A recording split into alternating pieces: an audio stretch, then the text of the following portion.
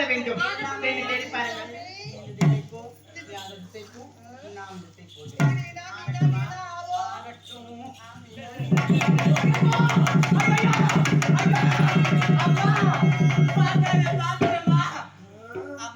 நீ பார்க்காத ஒன்றும் இந்த பூவிலே இருக்கிறதா?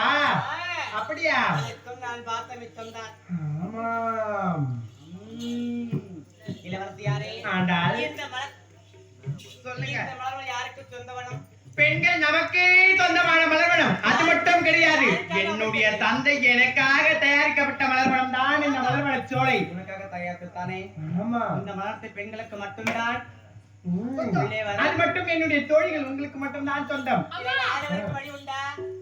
இல்ல, கிடையாது. ஒரு ஆடம் உறங்கி கொண்டிருக்கிறார். அப்படியா? அவனை எழுப்பினா ஊரு நாடு நகரம் கொத்து கொடி பந்தம் சொந்தம் உற்றார் உறவினர் எல்லாம் அதே கேட்குமா?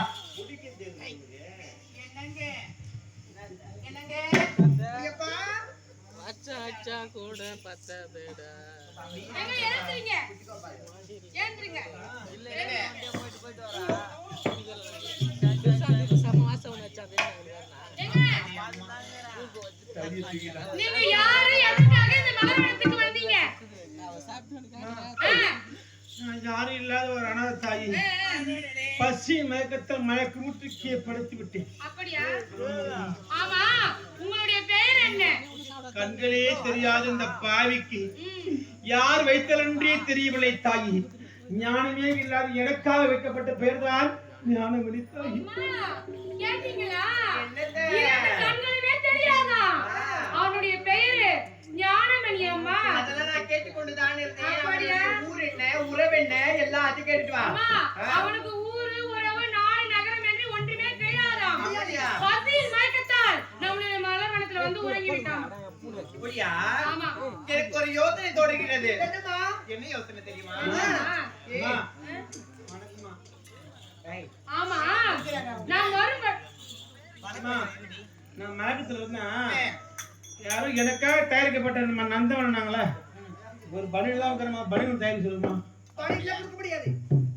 பனியன் தயாரிக்க முடியாதா? சட்டை தான் தயாரிக்க முடியும். அம்மா, ஒரு விஷயத்தை கவனிச்சீங்களா?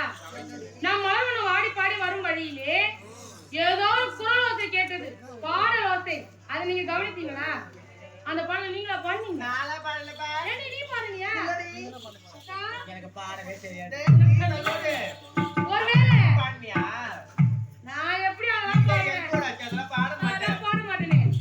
எனக்கு அவர் மேல தான் சந்தேகமா இருக்கு. ஐயா, நாங்க வரும் வழியில் எங்களுக்கு ஒரு பாடல் ஓசை கேட்டது. ஒரு முருகர் பாடல். ஒரு முருகர் பாடல். கேட்பதற்கு இனிமையாகவும் ஆசையாகவும் இருந்தது. அது யார் பாடினார் என்று ஒன்றும் புரியவில்லை. தப்பா நினைக்காதீங்க. என்னங்க, நான் தான் பசி மயக்கத்துல அந்த கடவுளை நினைத்து கொஞ்ச நேரம் கத்துனேன். நீங்க தானா? கத்துனியா? அந்த ஓசை தான் எங்களுக்கு செவிக்கு கேட்டதா? அப்படி என்றால் எப்படி கொஞ்சம் ஒரு வாட்டி பாடி காட்டுங்க.